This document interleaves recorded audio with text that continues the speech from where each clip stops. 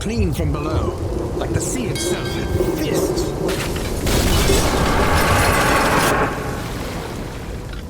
The Magellan, they say her stern was crushed, as if by some giant hand, went down in less than an hour.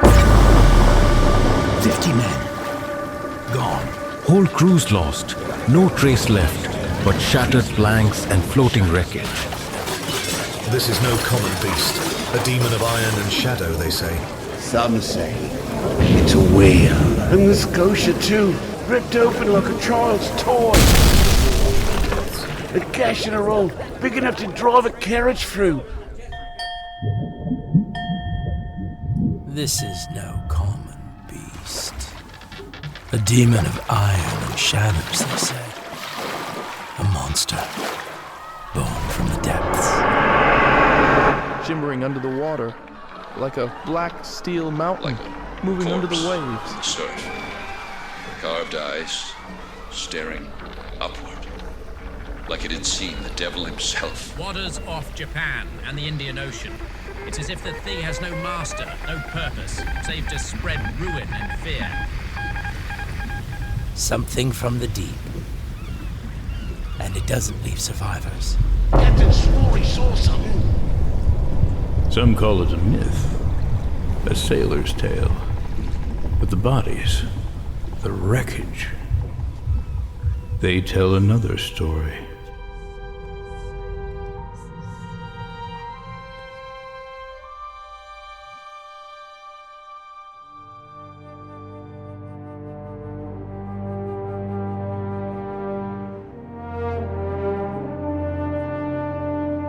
Vernon Wells, Tom Conkle, David Beeler, and Paul Eiding.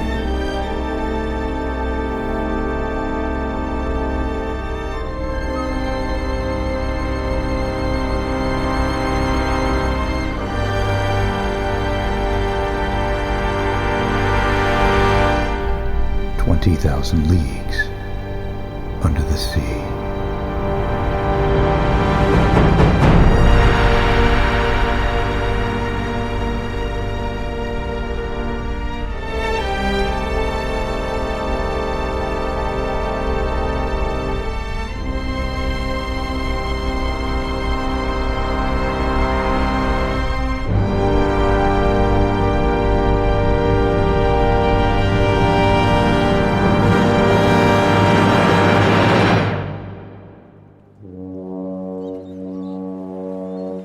My name is Professor Aronnax. By profession, I'm a naturalist, a man of science, a seeker of truth. I have spent my life cataloging the wonders of the world, peering into nature's hidden corners, and unraveling its secrets. In the spring of 1866, the rumors grew louder and darker. A creature, they said, swift, merciless, was attacking ships from one ocean to the next. And as the wreckage piled up, so too did the fear and the fascination. These were no mere sailors' tales. I had seen the fear in their eyes, heard the tremor in their voices. Whatever it was, this creature, this thing, had left its mark upon the minds of men.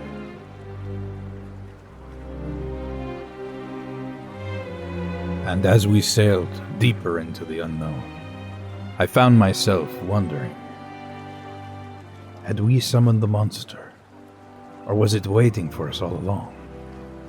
At the urgent request of the United States government, I joined an expedition aboard the USS Abraham Lincoln, a powerful frigate outfitted to hunt and, if necessary, destroy this enigmatic terror of the seas.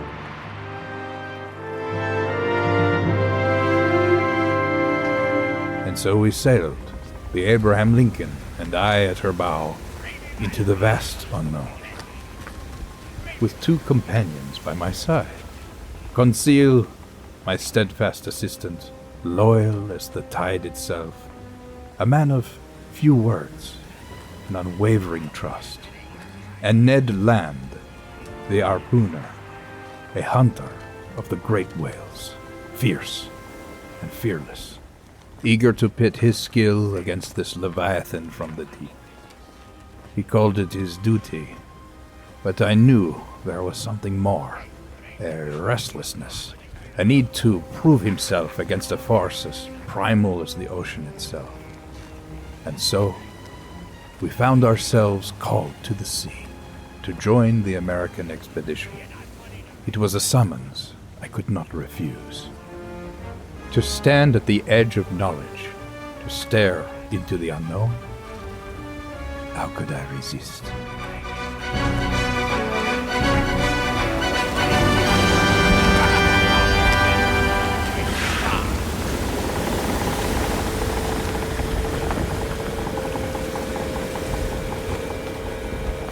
Stories of a creature beyond reason, a monster that defied nature itself.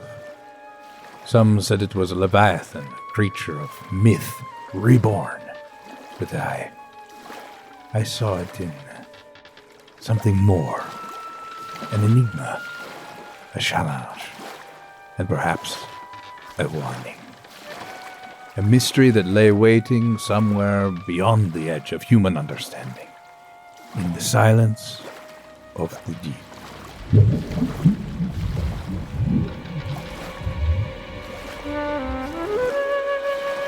On a mist-shrouded morning in early July, the Abraham Lincoln set sail. Its bow, cutting through the water like a blade, aimed straight into the heart of mystery. With each swell of the sail, we left behind the known world.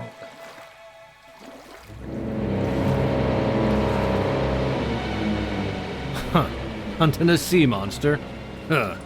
I've chased plenty of whales in my day, but this is madness. Perhaps, Monsieur Land, but if I may, the professor himself is here after all, and he does not waste time on mere gossip. If there's something out here, you can be sure it's not merely a fish story. Fish story or not, Conseil. I'll believe it when I've got it on the end of this harpoon I'm sharpening.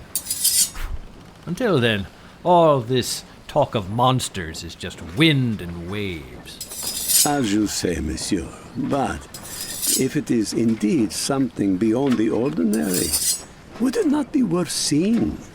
To witness the unknown. Surely a discovery is a rare gift, even for a man of your skill. Ha! Discovery, you say? Well, that's all fine for you and the Professor, Conseil, but I'm here to bring back proof, not to stand in awe. If it's a beast, then it bleeds. And if it bleeds, well, we'll see who can dye the ocean red first. Ned's skepticism was as sharp as the blade he carried, an iron resolve that saw no myth or mystery in the ocean, only prey to be hunted. And Conseil, my faithful companion, ever observant, as quiet as a shadow. He saw the same thrill that I did, the thrill of the unknown, the lure of what lay just beyond our reach. For myself, I felt drawn toward it, as if I were on the edge of something vast and unknowable, and couldn't resist the pull. They say it's a demon, sir. My uncle back in Boston told me, black as coal with eyes that shine in the dark like flames. Some folks think it's come to punish us for all the things we've taken from the sea. Huh. Punish us? Ridiculous. There's no punishment under the waves, lad. Just beasts and fish and fools who fill their heads with tales. Mark my words. Whatever's out there, I'll pierce its unholy flesh clean through.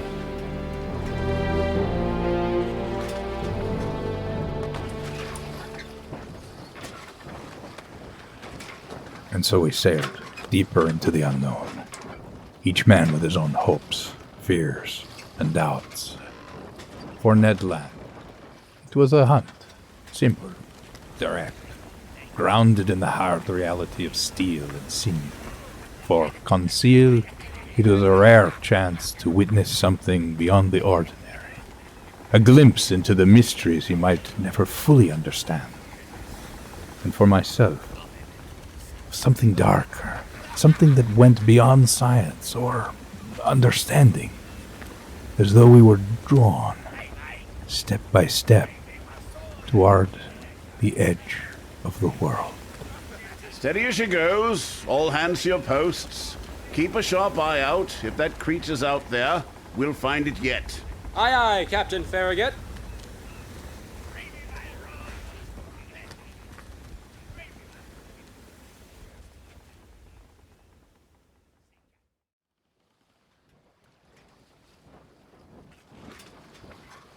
There is a kind of silence that belongs only to the ocean at night.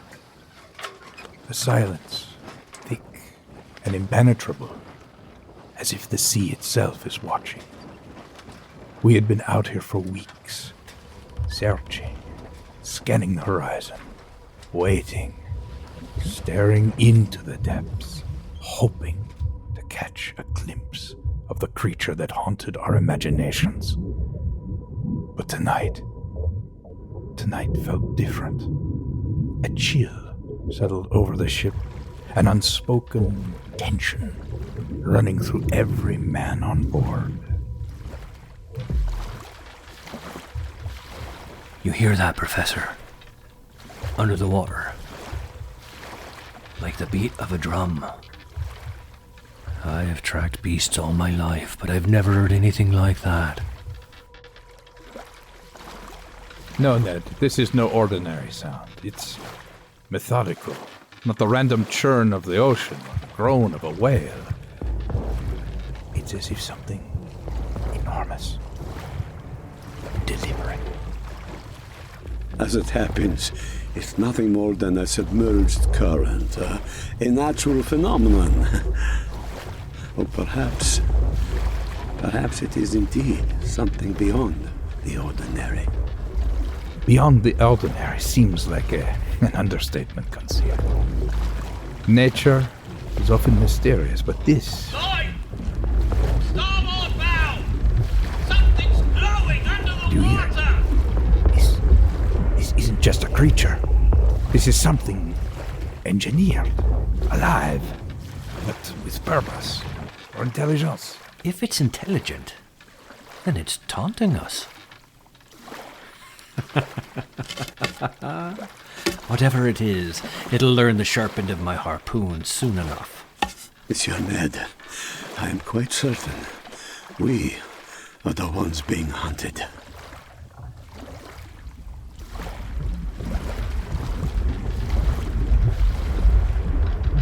That is no monster of flesh and bone. It feels forged, crafted from the depths. Something with a mind, a will. A will, is it? Then let's see if it bleeds. I'll wait for my moment. We've seen only the surface. Glimpse of it. Something vast. And it saw us. I'm sure of it. Studying us. Like we're the intruders here. And perhaps we are.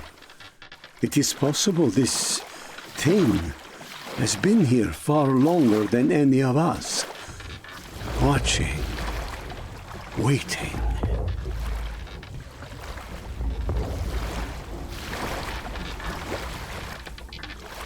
Do you think it'll come back? Oh, it'll come back.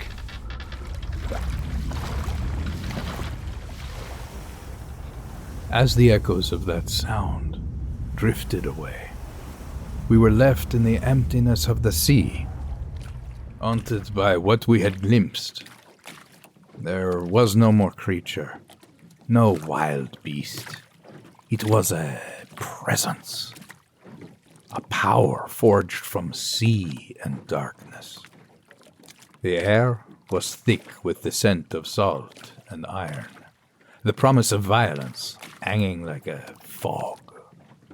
And in that silent moment, I wondered, had we found the unknown, or had it found us?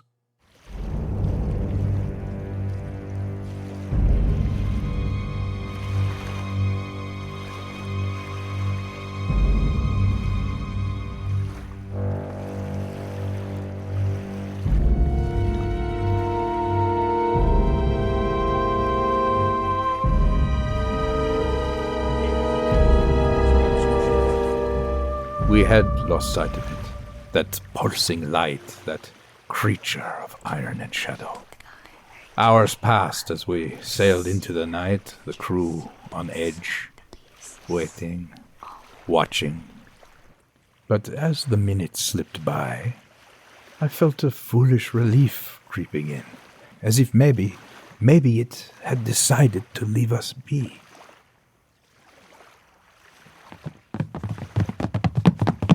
I rushed to the railing, my eyes straining against the dark sheen of the water. Then I saw it, or perhaps I felt it first. Glimmer, just at the edge of sight, where light bled into shadow. A luminous shape, unnatural, beautiful, gliding behind the waves. Monsieur, that glow, it is not a creature. It's a machine. It was like a flicker of a dying sun, green and spectral, sliding beneath the surface, as if the very ocean had been lit from within by some ancient and malevolent spirit. For a moment, it seemed to shift and change, taking the form of a leviathan, and then an elongated silhouette of metal. No, not metal. Something far stranger. Something that had abandoned all the rules of the surface world. It loomed. A hull, a perfect silent curve, like the spine of a forgotten god, raised from the sea's black vault. It's back, isn't it? Back and looking for a fight, no doubt. Port side! It's coming straight at us! I saw something. It's huge. Glowing, by God! Load the harpoons and stand ready! We'll not lose it again. Brace for impact! By God, we'll get that thing.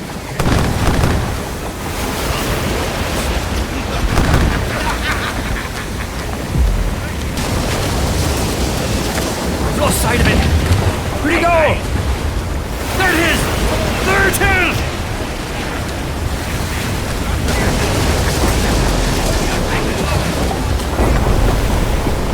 He's hurt over here! There it is! Hold on, everyone! Hold on!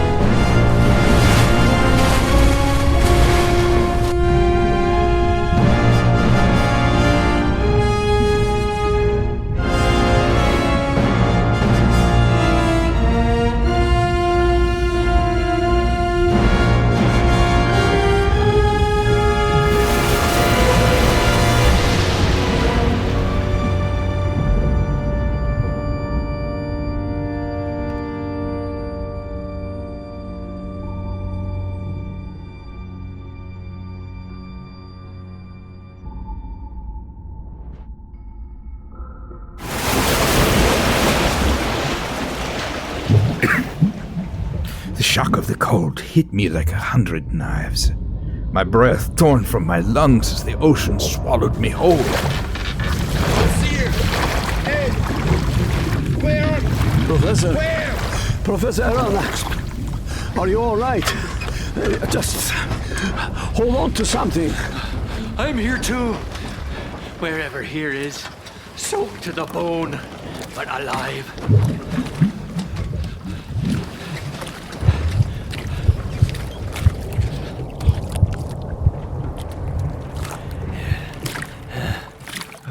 Whatever struck us is no beast of flesh and blood. This is something forged. Something born from an iron will. But to what end? A devil made of iron is what it is. Came at us like it had a grudge. And if I get my hands on it... Conceivably, monsieur. It is we who are the intruders here. It sounds noble, this idea of conquering the sea, but here, in the dark, perhaps it is we who are conquered.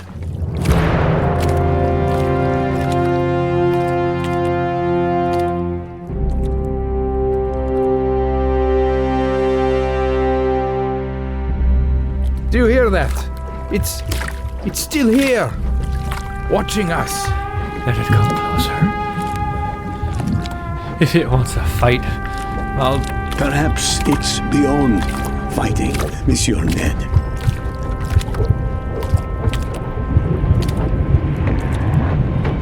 Professor, someone or something is coming. Monsieur, grab hold. We're being pulled inside. I sank, weightless and helpless, into the dark. I felt the current tug at me, pulling me toward the great black shape. Its hull opened. A hatch yawning like the maw of some ancient leviathan, and I was drawn inside as if carried on a current too strong to resist. It was as though the thing had decided I was to be taken. To be consumed.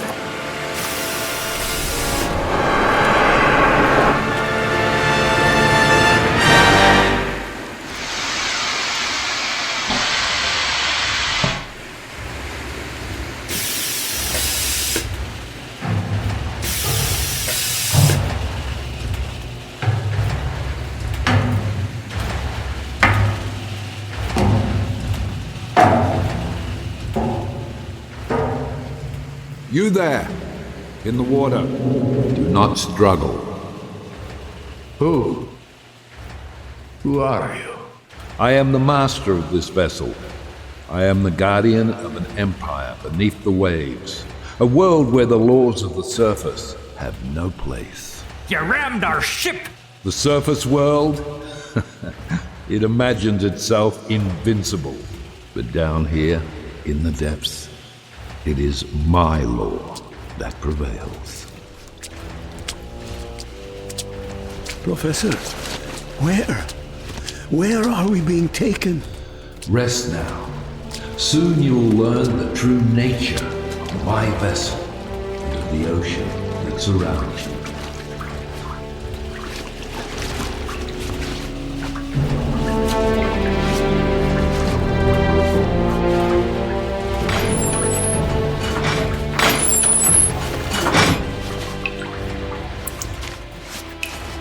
We found ourselves in a dim chamber, the walls pressing close, the air heavy with a strange metallic taste.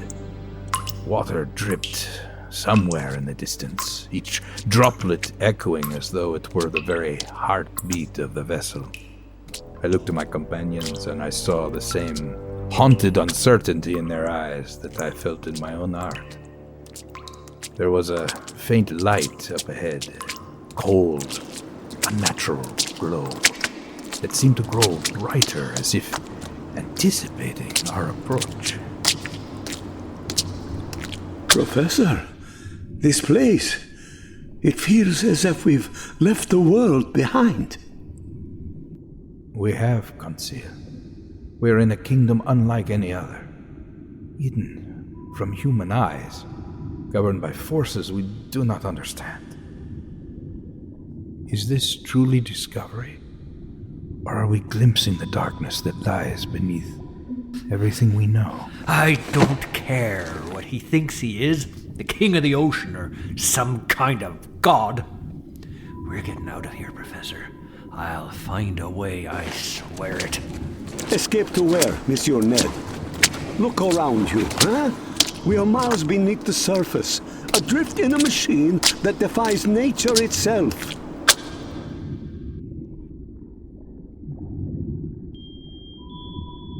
And so, we are drawn into his world, carried away into the dark unknown, beneath the reach of the sun. As I sit in this cold sanctuary, I couldn't help but wonder, what price had someone paid for this sovereignty?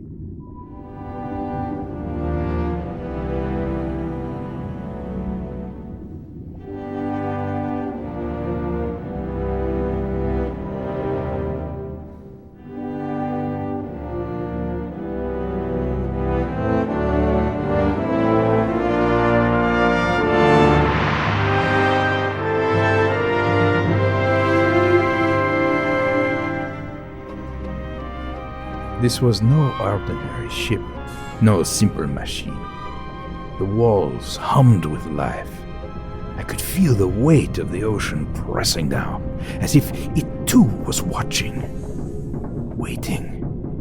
And we were its captives.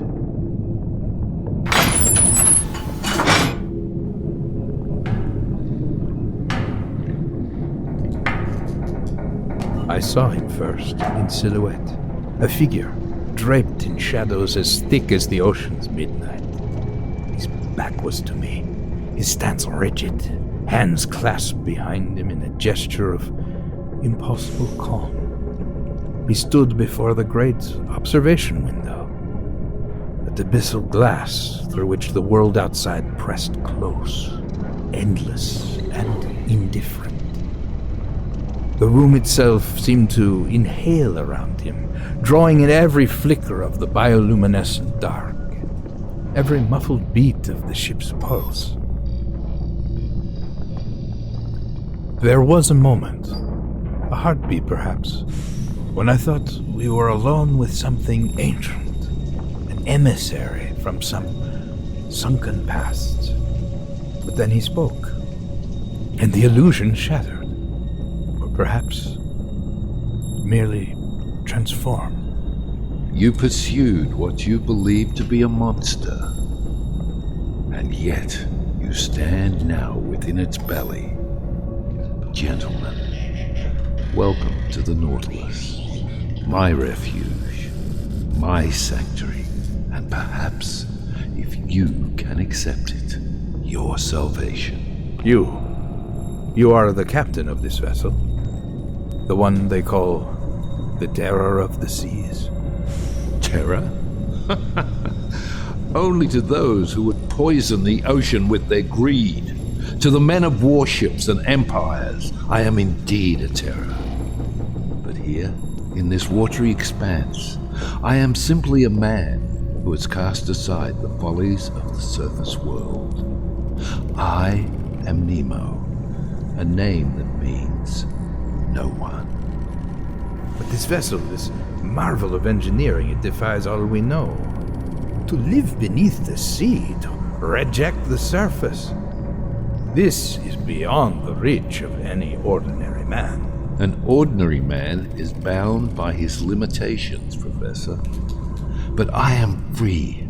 I have turned my back on a world of war and greed. Down here, I am the master of a kingdom with no borders and no flags. A kingdom? Sounds more like a prison to me. You say you're free, but you're trapped under miles of water, hiding from the world above, like a hermit in a cave. Freedom, Mr. Land, is not defined by the distance from the surface. Freedom is the power to live by one's own laws, to answer to no one, to no king, no government, no nation. I have escaped the madness of men. But, Captain, to sever all ties, to abandon humanity entirely, is that not a form of isolation? Are we not shaped by the world above, no matter how we may try to escape it? Isolation? Yes. There is a cost. But I have seen what humanity has to offer, and I have found it wanting. The ocean is my refuge from the sickness that plagues mankind. Beneath the waves, I have found a purity, a silence that the world above could never understand. And we? We are prisoners here, Captain. Prisoners? No. You sought the unknown. And now, you are my guest, as long as you can respect the laws of my kingdom. But know this, the ocean guards its secrets fiercely. Once you have seen what lies beneath, there is no going back. I didn't ask to see your secrets, Captain. And I don't plan on staying down here in your underwater empire. I'll find a way out. Mark my words. You are welcome to try, Mr. Land. But remember, the ocean does not forgive, and it does not let go. Perhaps it's wise to understand our situation, Ned. We are in his world now. This is a place meant to be forgotten.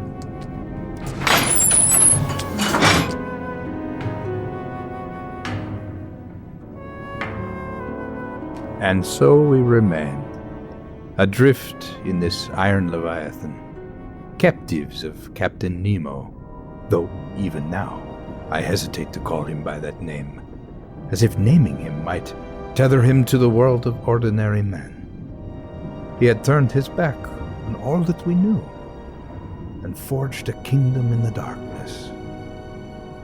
I found myself torn between the awe I felt for this machine, this masterpiece, and the dread that grew with each passing moment, as if we had crossed into a realm that no living man was meant to see.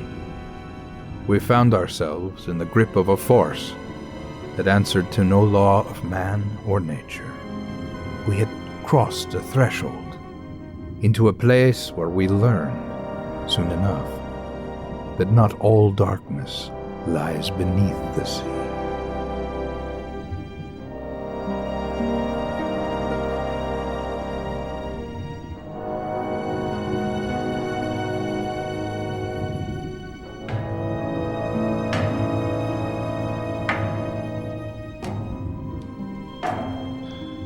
Do you know why you're here, Professor? You hunt monsters, yes? Fantasies of beasts that gnash and sink ships to the murk of the deep. But you've been looking in the wrong place. Nemo turned then, and I saw him for the first time. Truly saw him. His face was gaunt, carved by lines as sharp and unforgiving as cliff sides. His eyes, those eyes, they held no light of madness, no feverish gleam, as I might have expected from the tales. Instead, they were deep wells of weary disdain, the color of old iron, and behind them lurked a sorrow so profound that I felt it pressing against my chest, like the weight of water itself. He regarded me as one might regard a relic, an artifact, pulled from the detritus of a world he had long abandoned. This is the heart of the Nautilus. You stand within a realm far removed from the surface, untouched by the tides of war, greed, and the folly. Here, beneath the waves, we're free from the noise and corruption of mankind. Here, in the Nautilus, the ocean is not just a backdrop. It is a sovereign state, unyielding, boundless, incorruptible. It's a world within a world, a cathedral in this frontier, yet it feels alive. Alive? Yes. The Nautilus is no ordinary machine, Professor Aronnax. She breathes as you and I do. She draws her strength from the very ocean that surrounds us. The sea provides everything we need. Power, sustenance, sanctuary. Sanctuary. Sounds more like a prison to me. The surface world imprisons men with walls of ignorance and chains of servitude, Mr. Land. Here, the only boundary is the vastness of the ocean, a freedom you may never understand, but one that I cherish.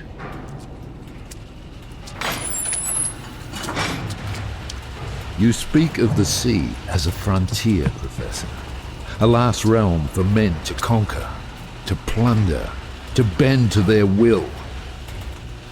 But I have seen the true face of man, and it is not the face of explorers or heroes. It is the face of scavengers, parasites, leeching from the earth above until there is nothing left but dust and despair.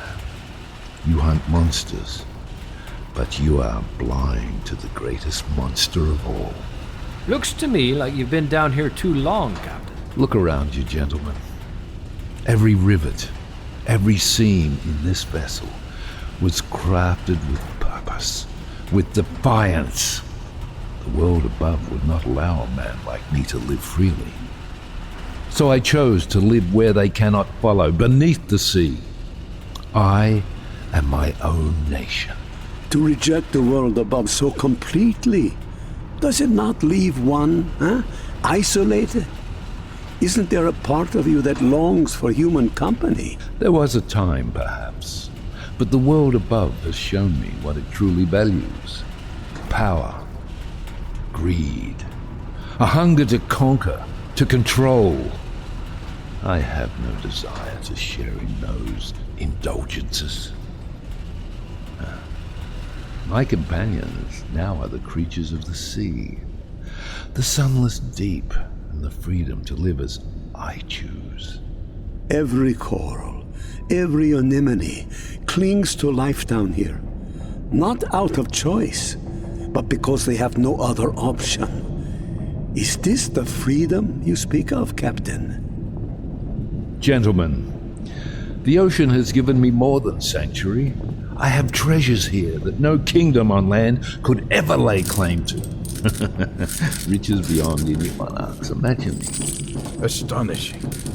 These are artifacts, ancient as the tides themselves.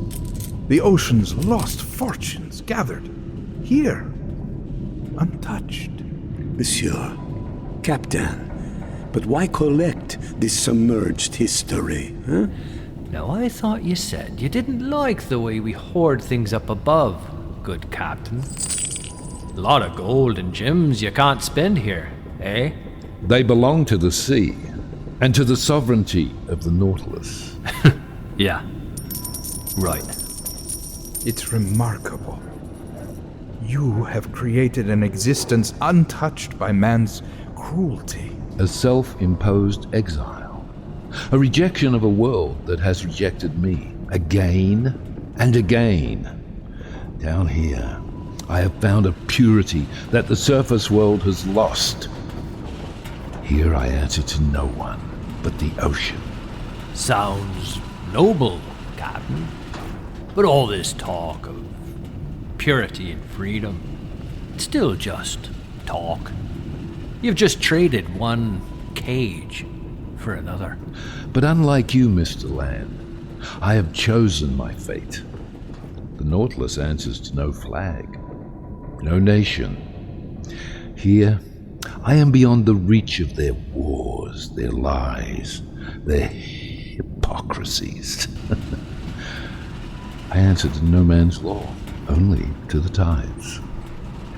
One cannot deny that the surface is still a part of you, monsieur.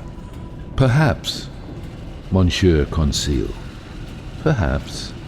But each passing day, hopefully, a connection fades. Well, I for one have had enough. I'm no exile, Nemo. You're free to leave, if you can find a way. But here, you're under my protection. I'd take a good ship and a strong wind over this truth any day. I'm a whaler, Captain, not a fish. The ocean may be wide, but you're just caught in a net. Only you don't see it. You just show me the way back to the surface, and I'll be gone. And where would you go, Mr. Land? Back to the ships of war that hunt whales and man alike? Back to the cities where you're little more than a weapon in another's hand? You call this a cage? But it is a cage of my own making. Above, the chains are hidden and imposed. Here, I chose the weight I carry. But what of those who cross your path? Do we inherit this solitude? I offer you no cage, no chains, only the truth of this place, if you are willing to see it. You have glimpsed the surface's greatest fear, the idea that they do not own this world. A life without the sky, without the sun. It's no life at all. Oh, Mr. Land, is it truly liberation you want, or merely the illusion of it? Those on the surface cling to the illusion, wrapped in their flags and laws, believing the world was forged for their hands. But here, the ocean holds no illusions. It is vast, indifferent, and utterly beyond their control. It is here, in that indifference, that I find peace. Look there through the lower observation window. My divers are walking the ocean floor now, harvesting the riches of the sea. It's magnificent. Captain, I never imagined the sea would be so alive at its depths. These creatures, how do they survive in such darkness? They are made to endure, Conseil. Every coral, every anemone, clings to life in these hidden places. It is a world apart from men, thriving on the ocean's indifference. So, this is where you gather your treasures, Cap. Gold, relics, and wreckage. Things claimed by the sea, never to be seen by anyone else. Not treasures, Mr. Land. These are reminders. To you, they are things. But to the ocean, they are nothing more than matter to be reshaped and reclaimed. Consider this, Mr. Land. What do you value more, your so-called freedom or your survival? And what of the lives you've taken? The ships you've destroyed? Are we supposed to believe that you've somehow made yourself a judge over the rest of us? If that's your freedom, I don't want it. Perhaps, Mr. Land, it is you who have forgotten what it means to be free. You long for the surface, yet the surface world made you a slave to its whims. If this is a cage, then it is a cage that men like you will never understand. I am bound only by the depths of my own conviction, and that is a weight I carry gladly. You call yourselves the pinnacle of creation, masters of the earth itself, as if granted a divine right to pillage and plunder. Nations rise and fall, but the disease remains carried in the hearts of men, a plague with no cure. I have seen the earth scarred and barren, bled dry by the avarice of kings and merchants alike, defiled by the ceaseless hunger. This is the world you call civilization. Blinded by gold, deafened by engines, you cannot hear the earth's cry. Beneath your cities, beneath every border drawn in blood and smoke, the soil bears witness to each drop spilled. You speak of progress, yet build empires upon bones, knowing only how to take, to strip the world bare until there is nothing left but ash.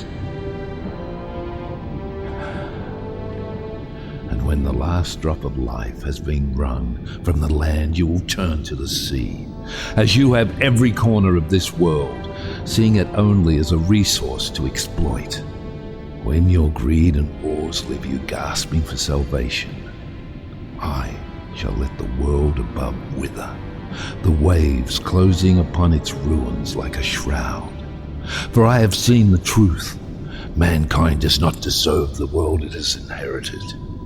And I shall be its last witness. Come, Professor Aronnax. I have something to show you. Something rare. A sight that no man on the surface could ever hope to see.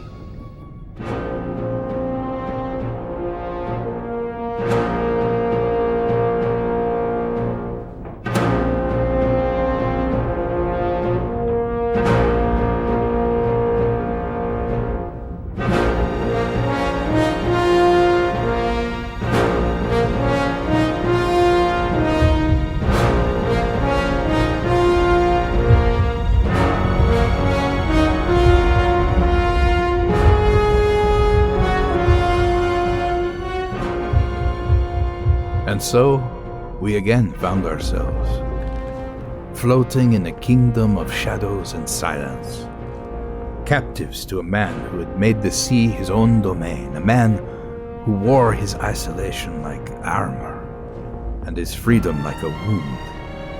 I could feel the ocean pressing in, vast and unknowable, as if it were listening and judging us for trespassing on its ancient path. I felt a shiver of understanding course through me, a shiver of fear, not of him, but of the quiet certainty in his voice, the bleakness of his truth. For in that moment, I glimpsed the frailty of our world, and I wondered if I, too, would come to see the sea as he did, not as a frontier, but as an escape from all that lay above. Look, Professor. Behold the wonders of the sea. Here, in the darkest depths, where no sun can reach, life thrives. It's astonishing. Creatures that have never felt the warmth of the sun, and yet they glow with their own light, alive in this vast, silent world. The ocean, it's like a universe unto itself, endless, unknowable. I wouldn't mind stepping out of all this. Glowing or not, I prefer my creature small enough to fit on a plate. Remarkable. And so it shall remain. It is mine to explore, mine to understand, alone. You wonder, don't you, Professor? You wonder why a man would forsake the sun, the sky, the very ground beneath his feet. Yes, Captain. I've wondered. A mind as brilliant as yours, why choose exile in these depths? The surface world. It is a poisoned chalice, Professor. I believed once. Believed in their ideals.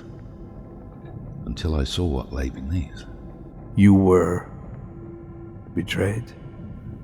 Betrayed? No, Professor. Not betrayed. I was consumed. Devoured by a world that preys upon the weak, that drowns the innocent in rivers of gold. I fought for them. I dared to dream of a world that could be just, could be whole.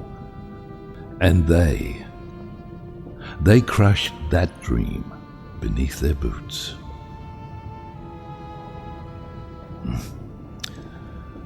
Down here, I'm not their pawn.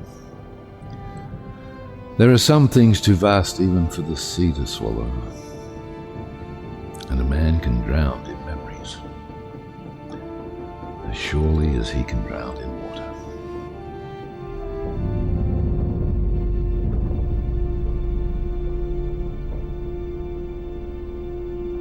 Days, or perhaps weeks, bled into one another. The sea pressed upon us, and the Nautilus crept ever deeper, as if drawn by some siren's call. The walls of the corridor glistened with a faint, unnatural light, as though the very air carried the cold gleam of deep water. It was like walking through the arteries of some immense, breathing machine. The Nautilus seemed less a vessel and more a cathedral to the ocean itself, with Captain Nemo its solitary high priest. The ocean is a mirror, Professor. The deeper we go, the closer you will come to seeing yourself. Or something else entirely. Yeah, I see all right. Those are some big fish out there. And you, Captain, gathering trinkets from the sea, sinking ships, and leaving men to drown. What kind of man collects these curiosities on your walls like a magpie while sending others to a watery grave? I have simply taken the necessary steps to protect the ocean from the clutches of men who would poison it, to protect it from your kind. No one else had the courage to. These are not merely trinkets, Ned. Look closely. This is a collection beyond the reach of even the greatest museums. His devotion. Now, don't you agree, Professor? Yes, but to what end?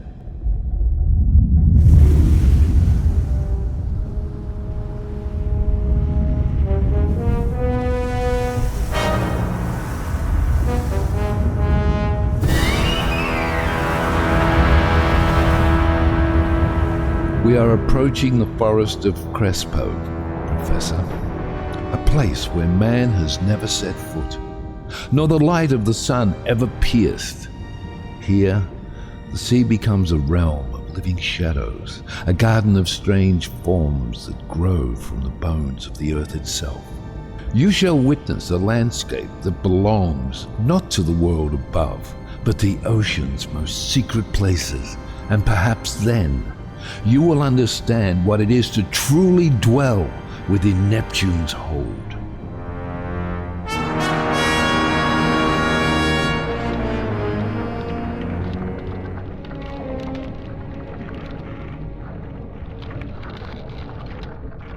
Monsieur, I have no words. It is as if we have stumbled into a landscape from another world. The plants, they move as though they possess a will of their own. And the light, it is as though the very darkness has taken on a life, a spirit. I have read of such places in the speculations of naturalists, but to see it with my own eyes, it's a vision that defies any attempt to describe it in the language of men.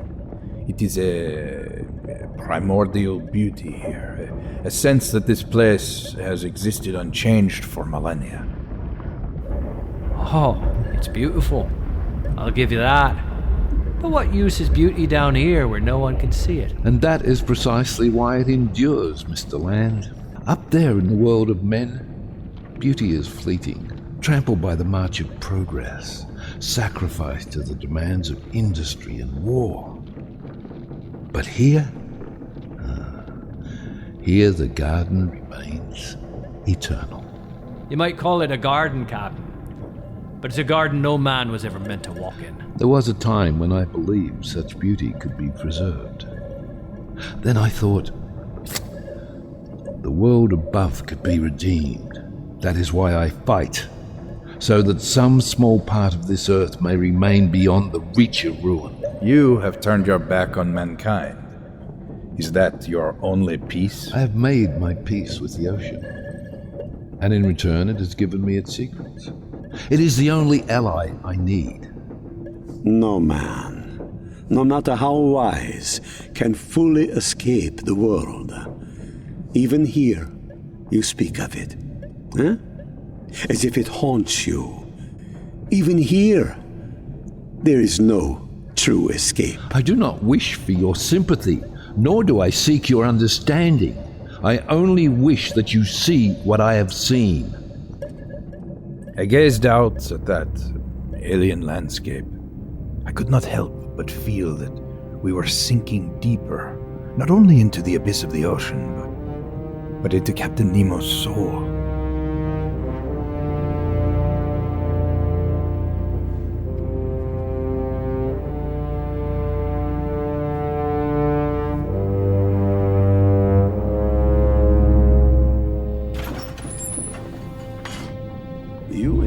him very much, Professor.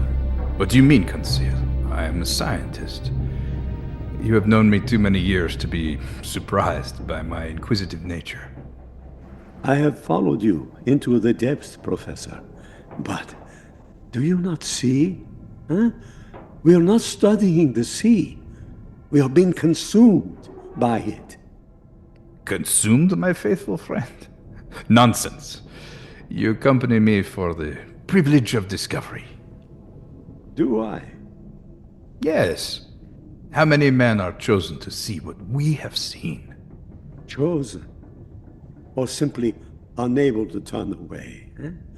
Sometimes I wonder if we follow it willingly or because we no longer know how to stop. You have never questioned my sincerity before. The sea has opened its arms to us. We would be fools to refuse its embrace. I am saying, Professor, sometimes an embrace holds too tightly. And sometimes it's hard to tell who is holding whom. Conseil. Always so practical. Come, let us leave philosophy to Captain Nemo. We have much to learn.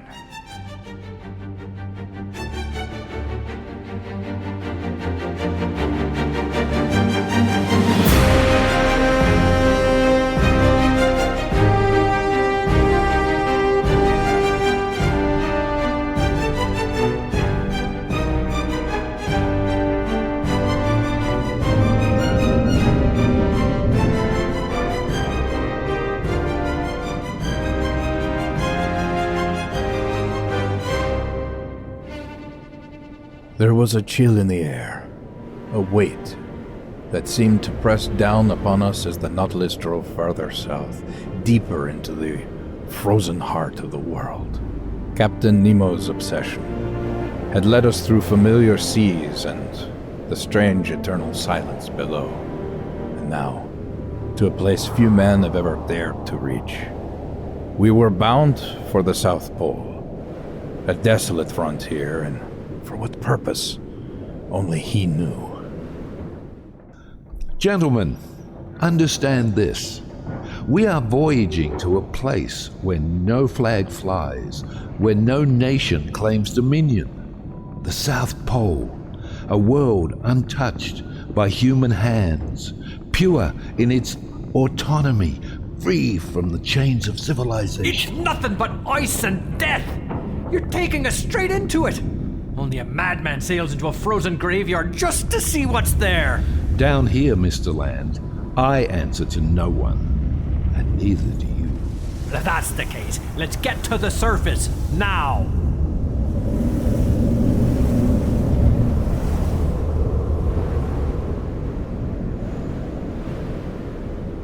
We were headed for the edge of the world. That barren landscape at the bottom of the map where even the sea bows to nature's rawest forces. The South Pole, an empire of ice and shadow, where man is no more than a breath against the relentless jaws of winter. And yet, Captain Nemo seemed drawn to it, as if the very desolation of those waters called to something deep within him. We stepped out into a world of pure blinding white, a kingdom locked in ice, untouched by time, unbroken by any human hand. Here, the South Pole lay vast, silent, and unconquered. Until now.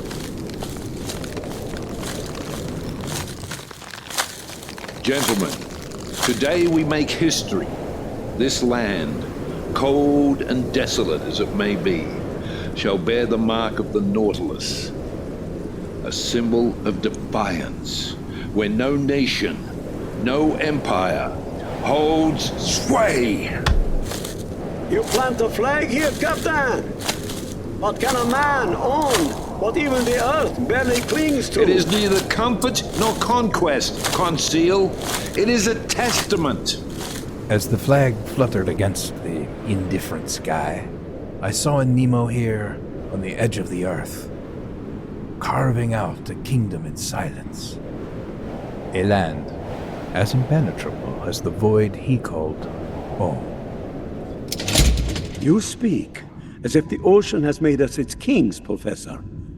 Tell me, when did kings last bend to its will as much as we do now? You are loyal, Conseil, as steady as the tides themselves. But let us not lose ourselves in doubts. The sea demands we move forward, and forward we shall go. Yes, steady as the tides, and just as bound to the pull of something greater. For days, we pushed through a labyrinth of ice, each sheet thicker and more menacing than the last. Out there, in that frozen graveyard, it was not the sea that lay beneath us, but a solid, unyielding slab, a wall of ice, waiting for the smallest error, the faintest slip.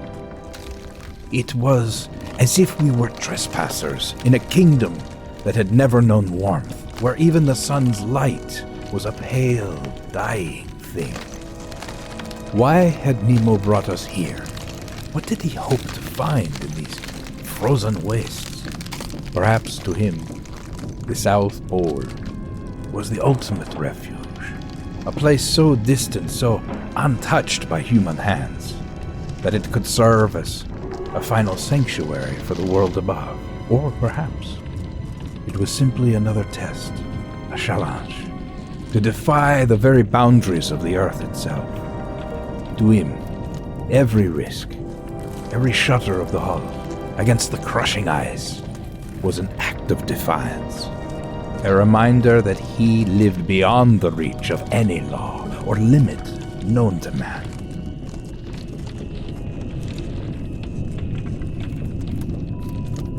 Captain, the ice, the crushing pressures, the risk is unimaginable. The South Pole has swallowed men whole. Ships that dared stray too close. Are you certain the Nautilus can endure? I would sooner be entombed in ice than enslaved by men. Wonderful. We're risking our necks so he can make a point about freedom. Surely the hull wasn't built for this kind of sustained pressure. If we don't find a way out soon, the Nautilus will... I would think, given your time aboard the Nautilus, you'd not underestimate her. Increase the ballast pressure and prepare to dive deeper. The only way out is beneath the ice. We'll break free at a lower depth where the ice isn't as thick. Deeper? We're already close to being crushed. You just can't keep diving. At some point you'll be out of ocean. This is madness, Prepare to reverse all engines, full power! We're not moving! We will force our way free. Increase the pressure in the tanks, now! The ice, it's collapsing! There is no turning back, Mr. Land. Don't you see? It's collapsing! There never was! If we don't break through this ice, we perish here! The ice is giving way! We're being buried alive! Gonna get us all killed if you don't turn back! There must be another way. If we can't find our way through, we need to find a place where the ice is weaker. A place where we can ascend safely. I have already considered that, Professor. I will find another path. We will find the surface, or we will carve our way to it. We're still in the middle of nowhere, surrounded by nothing but ice. Professor, that man who spoke of science and wonder is not the same man I see now. There is something heavy in his gaze, as if he bears a burden that grows with every fathom. He's lost, Conseil. Lost in his own damned obsessions. Control. Purity. The sea. Running from something he can't face, and it's dragging us down with him. If we surface, we need to find a way to get off this thing while we can. In the South Pole? Where will we go? We must tread carefully, Ned. Captain Nemo is not a man to be provoked lightly. Do not do it. I'm getting our things from our cabin. We are suspended between life and death. The air thinning with each passing second. Around us, the ice held firm, like a fist ready to crush its prey. And at the helm, Captain Nemo stood unmoved, calculating, planning our escape. Increase ballast pressure. All tanks at maximum. We will rise until the ice begins to give. Do you feel that? We're pushing upwards, but the ice, it's too thick. How will we be? He's using the Nautilus like a chisel, pressing against the ice, forcing it to yield. But it may not be enough. We'll heat the outer hull. The water will warm, and the ice will weaken. We don't need to shatter it. Just enough to break free. This isn't working. It's not going to work. Wait! The heat, radiating from the hull, is melting a path where none existed. Come on. Come on. Now! Engines full ahead! We're moving, Professor. We're breaking through. We'll burst free of this cage of ice and return to the open water.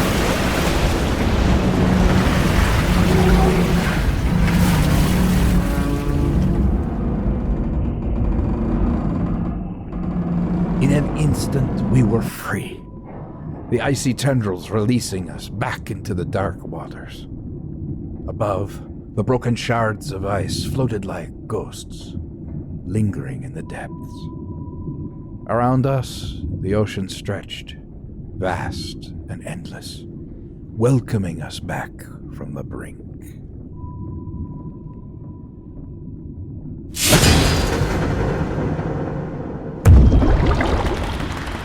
Monsieur, what's happening? Are we under attack?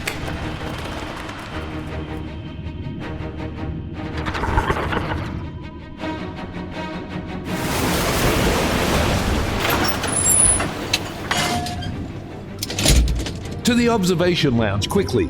We're about to witness a sight few men have ever seen, and even fewer have survived to tell of. Great. Just what I needed. Another chance to get killed, seeing something I never asked for.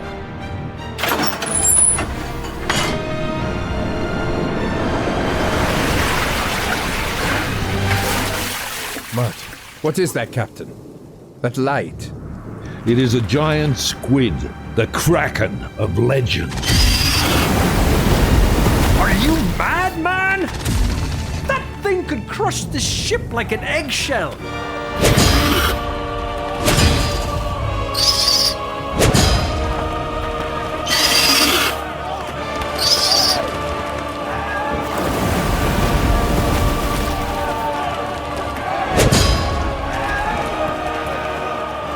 Magnificent. I never dreamed I'd witness such a creature. Its arms, the way they move, like muscle and fury incarnate. Not now, Professor. The creature! It's circling us. Captain, what is your plan? Huh? Surely we cannot stay here. We will not flee. The Nautilus is strong enough to withstand any pressure. Even the crushing embrace of a giant squid. If it attempts to grasp the hull, we'll have no choice but to fight. It's trying to crush us, Captain. We need to break free. The Nautilus will not be brought down by this monster. Prepare yourselves!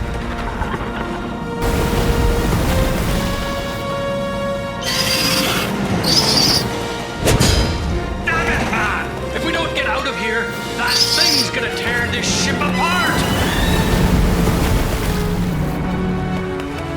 To the deck! We cannot fight it from within.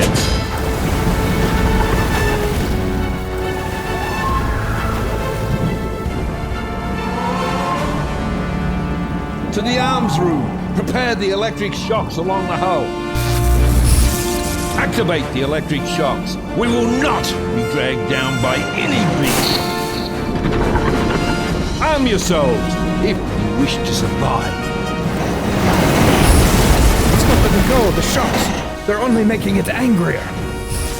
We fight it the old-fashioned way. Get me my harpoon. I'll take care of that beast myself.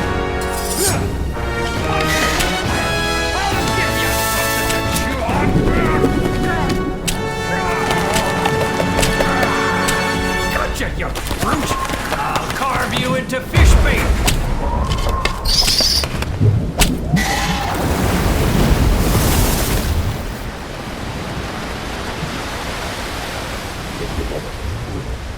The Nautilus surged upward, tearing itself free from the giant's grip with a shudder that rattled through every bolt and beam. The darkness outside gave way to a dim, grayish light, leaving the creature behind.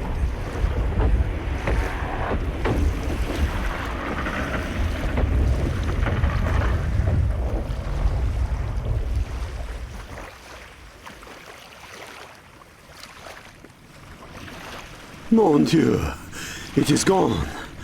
We have survived the ice of the South Pole, and now this squid monster. The beast slipped away, leaving us battered and breathless, but alive. And as the silence of the ocean closed around us once more, I realized we had come face to face with the power of the abyss.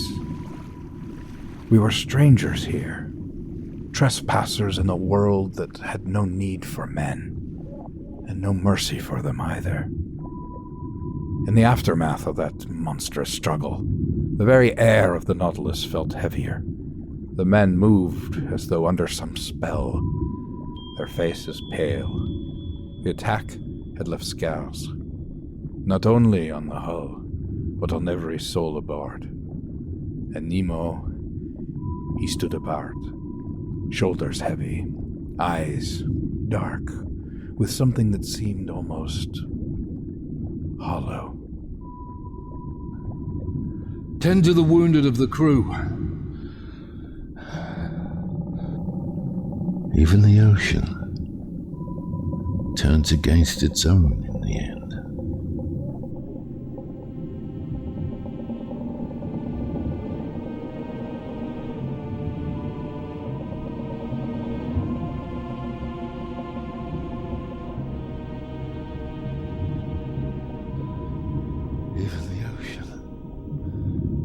Against its own in the end.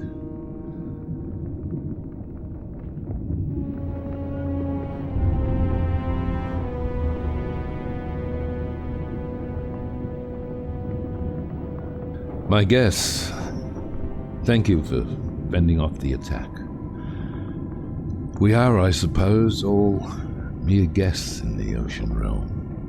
Unwanted guests. I believe that we could live untouched, undisturbed. Your men, they're shaken. The Nautilus itself seems fractured. Perhaps we should return to the surface, give the crew time to recover. Return?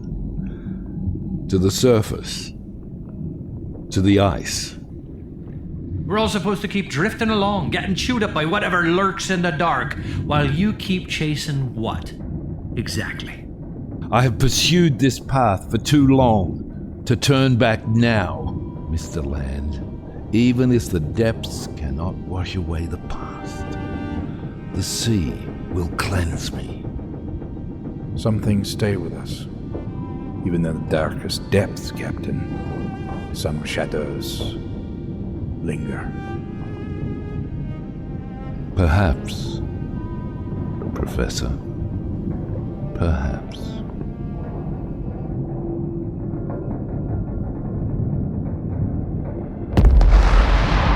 You hear that, Professor? Cannon fire.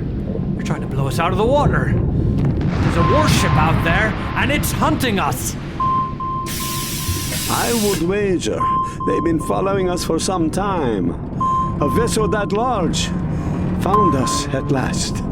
And it sounds like they're not interested in questions. only in sinking us.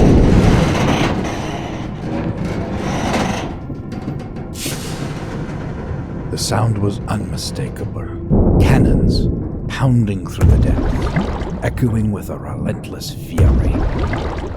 A warship from the surface, closing in, armed and ready to turn this ocean sanctuary into a battleground. We were being hunted, as if we were no more than prey in their crosshairs.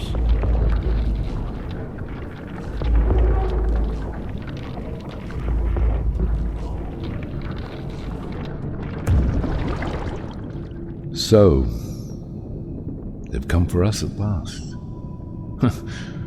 A warship from the world above, armed to the teeth.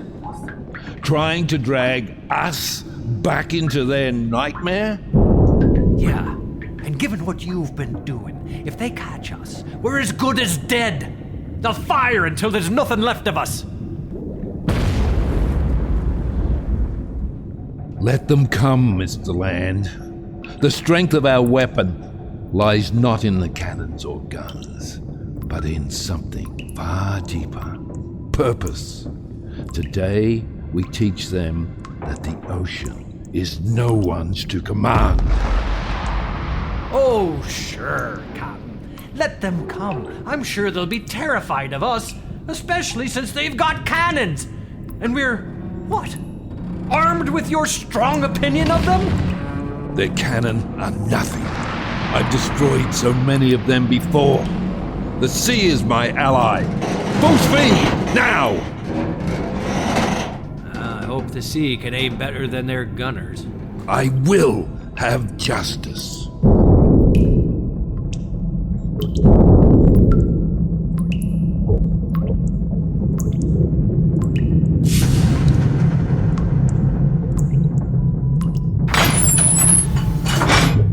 Do we witness justice or vengeance, Professor?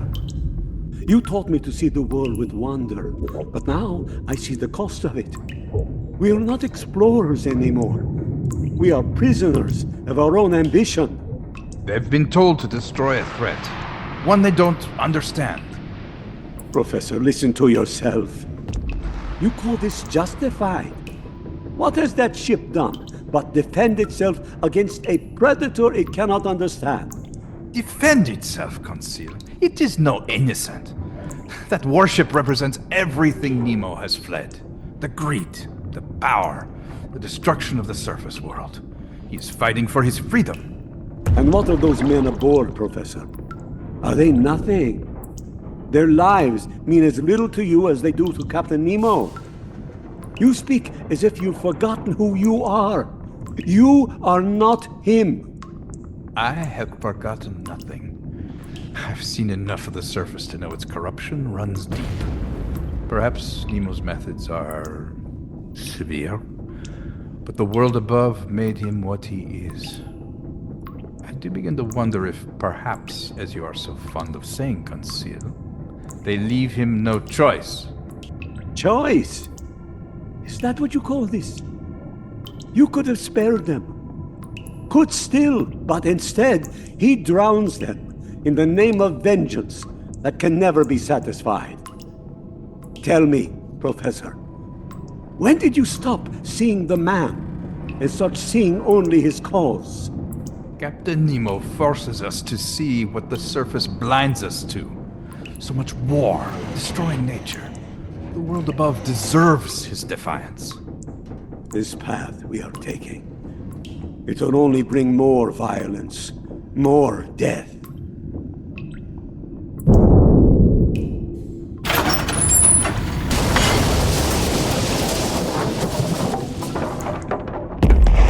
I will show them the cost of their arrogance. And so we prepared for an assault, not as men of science, not as explorers, but as witnesses to a terrible reckoning. Captain Nemo, a man who had once sought only independence, had now turned his sanctuary into a weapon aimed at the world he had forsaken. Crew, to your stations. Prepare the ram. Today we strike from below, in silence. Let the sea be our voice. Captain, please. There are men on that ship. Men who do not know you or your quarrel. This course, it will bring nothing but blood. Is this what you wish for? Wish for, Professor? No, it is not a wish, but an answer. I have found one cannot rest peace from vengeance, Captain. Crew, prepare the vessel. Strike, and let the ocean be our witness.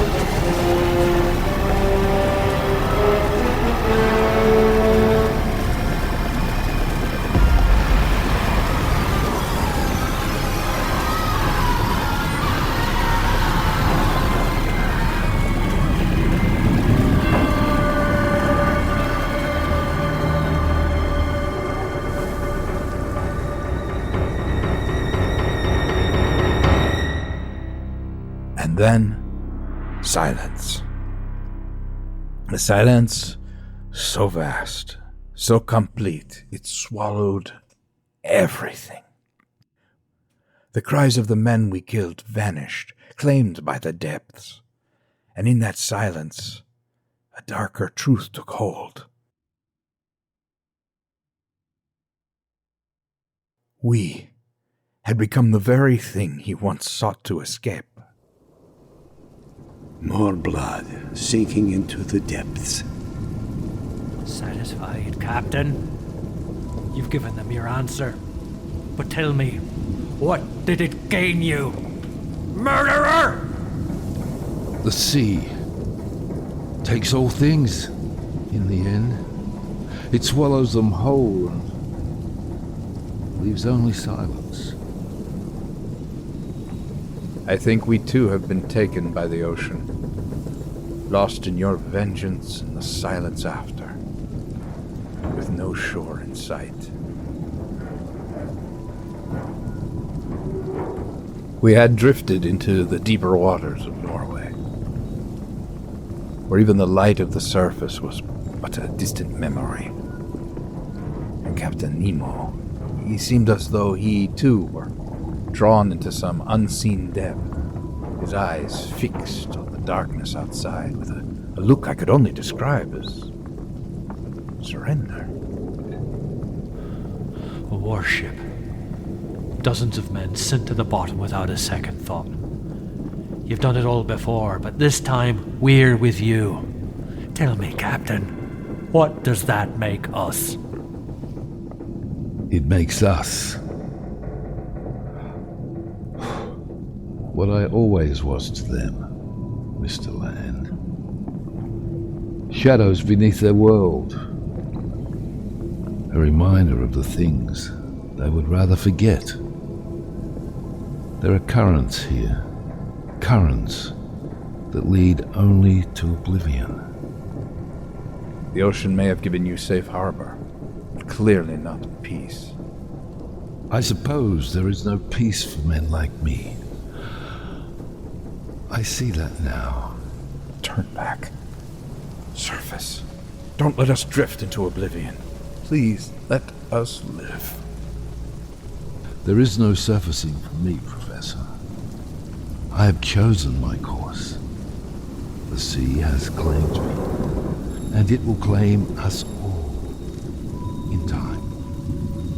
Captain, there are whispers of a place in these waters.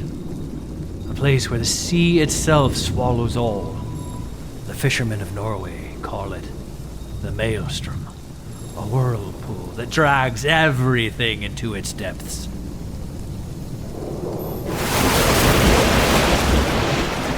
Then set a different course, Captain! Turn away from this madness! The maelstrom Yes. A fitting end, don't you think? Nothing escapes. It is a force that answers to no man. And I have spent my life seeking just such a power. I will not follow you into the abyss. I cannot. This is not defiance, Captain. It is survival. And you, Professor, will you let his obsessions drown us? Will you let yourself be swallowed by them too? Conseil, Nemo is... Nemo has chosen his path. But we do not have to share his grave, Professor. If there is any part of you that still belongs to the surface, we must leave the Nautilus now. Let it be finished then. The sea has always been my companion. Only the depths remain. And they are pulling me as surely as a tide pulls a stone. Taking me to your grave. Where is my freedom? True freedom is only found in surrender. You may not understand, Mr. Land, but the sea has claimed me. And now, it will take us all. Stop him! He's jamming the controls! All hands to your stations. We face the unknown, as we have always done. Release us from this madness. We do not belong to the depths as you do. The ocean takes back what it has given. And I, who have defied it for so long, shall now be claimed by its silence. It is not death that I fear, but the hollow calm that follows, where even the deepest rage becomes still.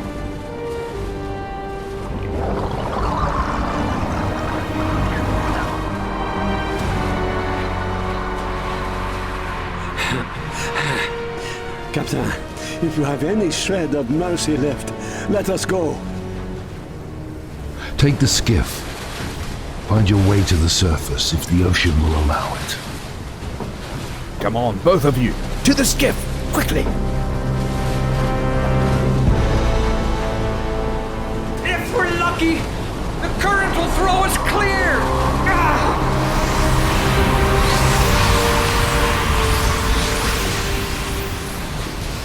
Here, in the darkness, I am at last, unbound. Farewell to the world above, and farewell to the dreams I once held dear. Almighty God, enough, enough! Has not thy will been sufficiently accomplished? Are we not here, thy creatures, within thy reach? Almighty God, enough!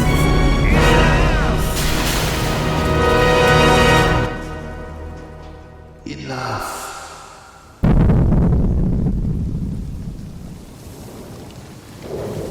The maelstrom had us in its jaws. The very ocean roared around us, dragging us towards a place from which nothing returns.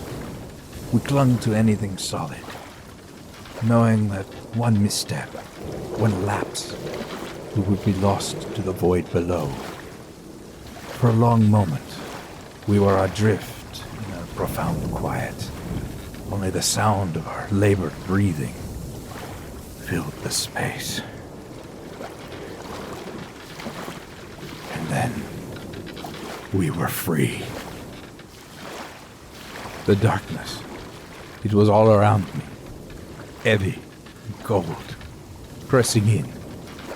The maelstrom had taken us, torn the Nautilus from the world above and drawn it into the heart of the abyss. I awoke, adrift on the shattered remains of the ship. The sea had spared us. Why, I cannot say. It was as though the ocean itself had chosen to cast me back, a survivor from the wreckage of a dream. Cast out from the jaws of the maelstrom, we found ourselves in an ocean of calm, adrift beneath an endless sky. The Nautilus is gone, swallowed by the deep. And yet, I remain.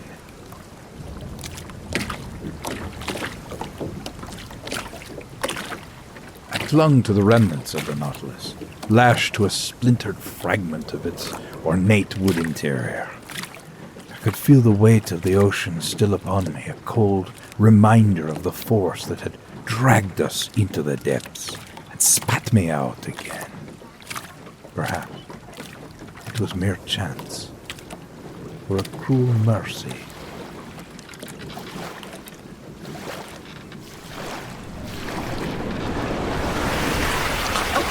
Professor! Up there you are!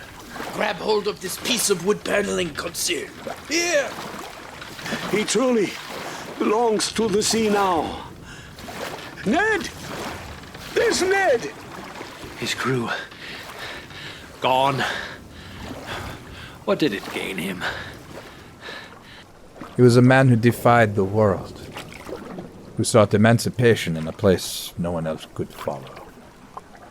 But perhaps, in the end, he found only the silence of the deep, a silence that holds no answers, only shadows.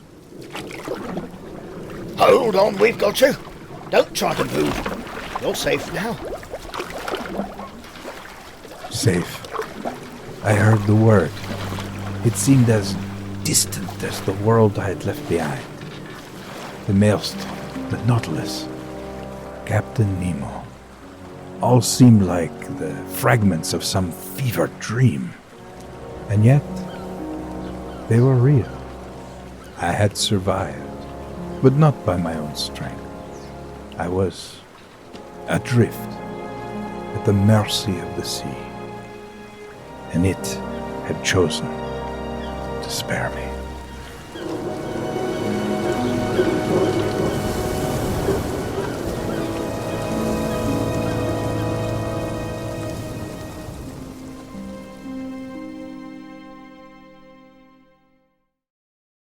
Ladies and gentlemen, this is Tom Conkle, bidding you good night from the shadowy corridors of the mind, where stories are told and dreams are shaped into the sounds you've just heard.